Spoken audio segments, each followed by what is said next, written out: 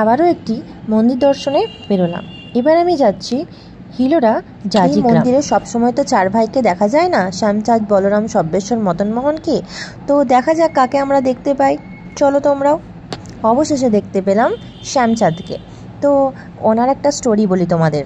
শ্যামচাঁদের তো প্রচুর জমি জমা আছে, তো চাষিরা সেই জমি জমা দেখাশোনা করেন, খাবার দাবারও দেয় ওখানকার ম্যানেজার যে থাকে। তো একদিন কি হয়েছে, ওরা দেখছে অনেক বেলা হয়ে গেছে, 10টা 11টা থেকে সেখানে 12টা 1টা বেজে গেছে, এখনো অবধি খাবার দিতে আসে না। তারপর কিছুক্ষণ পরেই দেখছে যে একটা বড় কাঁঠাল আর ছাতু নিয়ে আসছে খাবার নিয়ে ওদের জন্য। এবার খাবার টাবার খেয়ে যাই হোক চলে গেল। এবার তারপর যে অরিজিনাল ম্যানেজার সে এসে বলছে, ওরে তোদের জন্য খাবারের জন্য দেরি হয়ে গেল, আজকে আমার একটু কাজ পড়েছিল, এই সেই করতে। তখন বলছে, মা আপনি তো এক্ষুনি খাবার নিয়ে এলেন, পাগল হয়ে গেছেন নাকি, আবার নিয়ে এসছেন খাবার আমাদের জন্য? তখন বলছে, কি আমি? বলছে, হ্যাঁ আপনি তো এক্ষুনি আমাদের খাবার খাইয়ে গেলেন। তখন বলছে, যা তাহলে কে এসেছিল? সঙ্গে সঙ্গে মন্দির গেছে, মন্দির গিয়ে দেখছে যে ঠাকুরের গোটা হাতে ছাতু কাঁঠাল এসব লেগে আছে। তখন তাড়াতাড়ি করে ওদেরকে ডেকে বলছে, আরে ভাই দেখ, তোদেরকে আমি খাওয়াইনি, এই দেখ স্বয়ং শ্যামচাঁদই খাইয়েছে।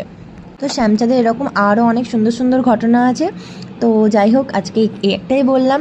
এরপরে আরেকটু পাশে গিয়ে একটা জগন্নাথ মন্দির, এটা ইস্কনের জগন্নাথ মন্দির। তো এখানে নাম গান কীর্তন পরিক্রমা সব কিছুই হয়। স্নানযাত্রার দিন খুব সুন্দরভাবে অনুষ্ঠান হয়। তো রথযাত্রা তো এখানে খুব ভালোভাবে অনুষ্ঠান হবে।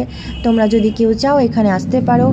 এটি তো জানো মন্দিরটি অবস্থিত মুর্শিদাবাদ জেলার সুতি 2 নম্বর ব্লকের রঘুনাথগঞ্জ শহরের পাশে খুব ছোট্ট একটি গ্রাম হিলোড়া জাজিগ্রামে।